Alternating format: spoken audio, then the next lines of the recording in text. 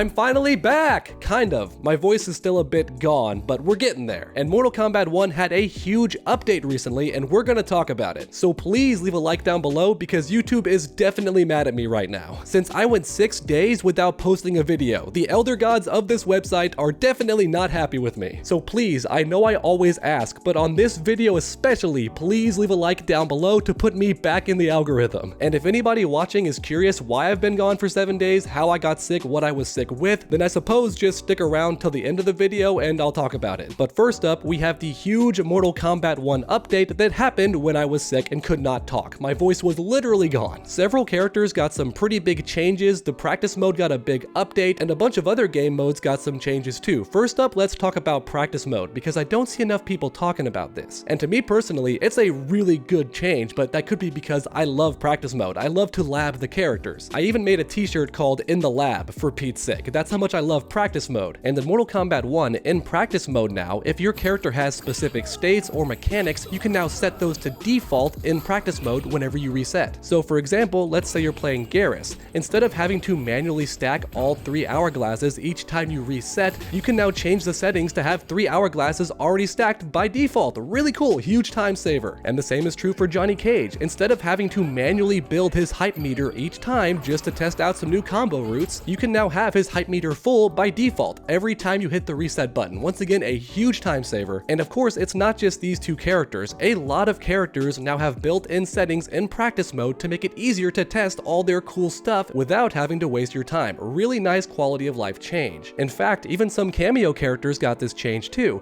If you're playing Trimmer, you can now set his variation by default, which is really cool because some variations are good for setups and others are good for combo extension. And before this update, Trimmer just started in a default form and you had to manually cycle through it. It was a big waste of time. Now it's there by default, whichever form you want. It's so convenient. And with Chameleon, it's even better. For anyone not aware, you can't pick her default form in a match. And the same was true for training mode. It was a roll of the dice. You had to back out, reselect your characters, and just hope she started off in the form you wanted to practice with. But not anymore. You can finally choose which form she starts in the practice settings. That is so cool. Once again, I think these changes are so cool. But as you all know, I love making these videos interactive. So let me know your thoughts in the comment section down below. Are you as excited as I am to see practice mode get updated? Because on top of this, the move list and frame data has also been fixed as well. So that's also a huge plus. And like I keep saying in all my videos, I truly do read each and every comment. So grab that keyboard and make your voices heard. Because next up, it's time to talk about the balance patch. That's right, some characters got nerfed, some characters got buffed, and we're gonna talk about it. Because while many of these changes may seem minor, they're actually a much bigger deal than you might think. So first up, we have Johnny Cage. The best character in the game has been nerfed in a couple of ways.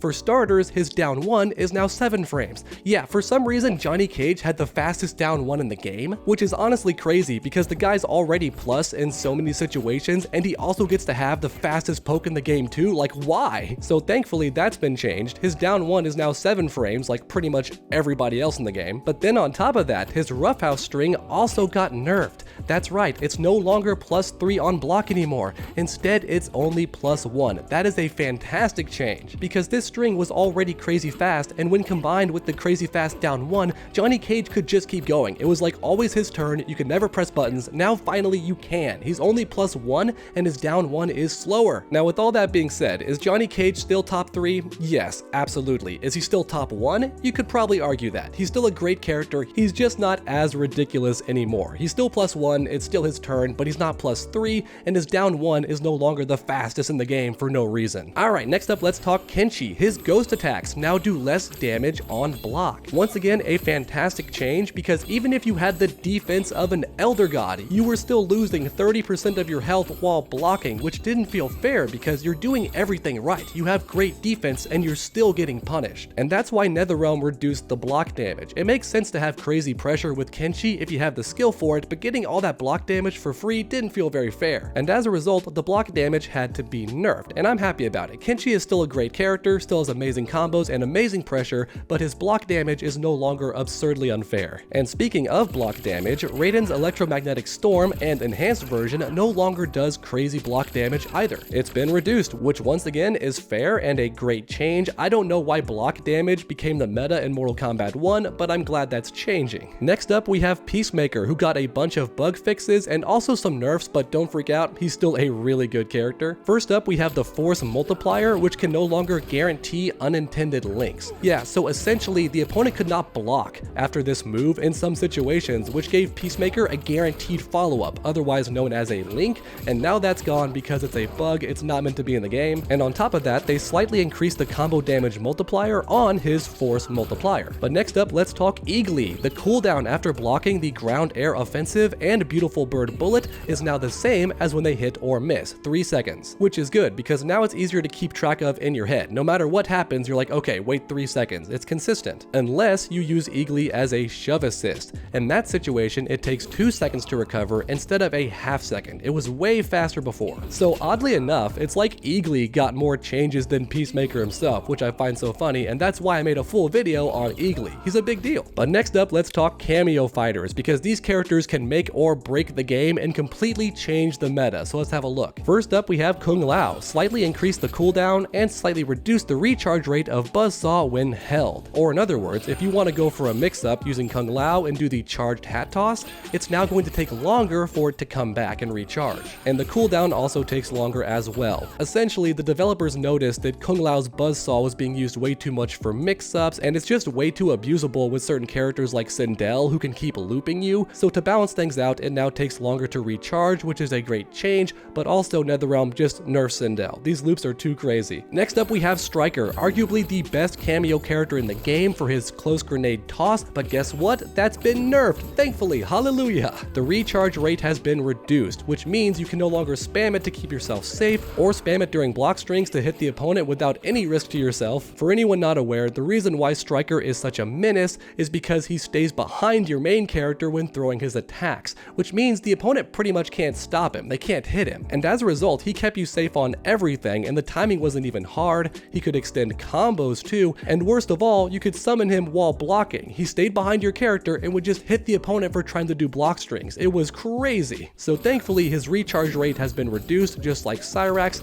Me personally, I think maybe it should be a full circle. That would be a good change too, I think. Now, on top of all these changes, there were also several minor adjustments to a lot of the characters, so if you want to read up more on that, I'm going to leave a link to the full patch notes in the video description. I really do wish I could cover each and every one of them, but my voice is barely back, and if I speak too much, it's going to go away again. I can already kind of feel my vocal folds getting tired, so real quick to end the video, I'm going to explain what happened to me and why I've been gone for like 6 days already. Believe it or not, your boy Underdog loves to party, and about a week ago, I went to 3 different clubs in the same night with a bunch of buddies, and we had a fantastic time, but it turns out I caught something, most likely a cold, which did kind of suck. I hate having a fever and being congested, but not too big of a deal until my voice went away. Yeah, that sucked, and I mean completely gone. I couldn't even whisper. It was ridiculous. So I bought a bunch of medication to speed up my recovery as quick as possible, which should have worked, but unfortunately, my body is so not used to getting sick